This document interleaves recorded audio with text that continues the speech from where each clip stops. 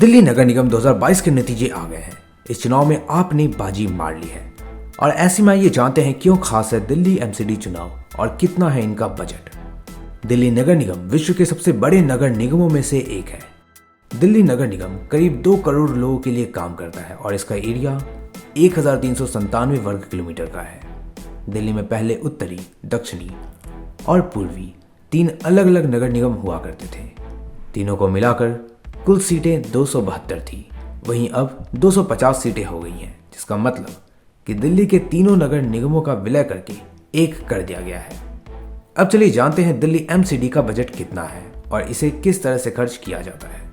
तो दिल्ली एमसीडी का बजट 2022 से 23 के लिए कुल 15,276 करोड़ रुपए का है। इसके अलावा 5वें दिल्ली वित्त आयोग ने यह निर्धारित किया था कि दिल्ली सरकार के कुल बजट का 12.5% हिस्सा दिल्ली नगर निगम को जाएगा। इस आधार पर दिल्ली सरकार से भी एमसीडी को बजट मिलता है। अब आइए जानते हैं कि एमसीडी के पास क्या क्या अधिकार है। जब नगरपालिका का जिक्र किया जाता है तो भारत की 2 नगरपालिकाओं को सबसे ताकतवर माना जाता है। एक मुंबई की बॉम्बे म्युनिसिपल कॉरपोरेशन तो दूसरी दिल्ली की म्युनिसिपल कॉरपोरेशन ऑफ दिल्ली।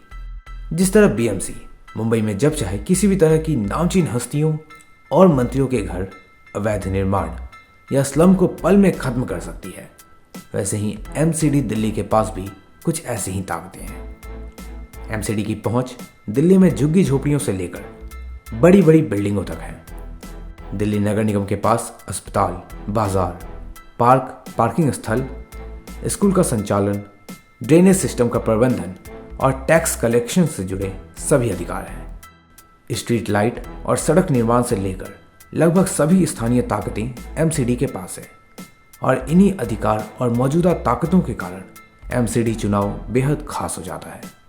इसके साथ ही एमसीडी का चुनाव जीतने से दिल्ली में काम करने में भी जीती हुई पार्टी को सहूलियत होती है।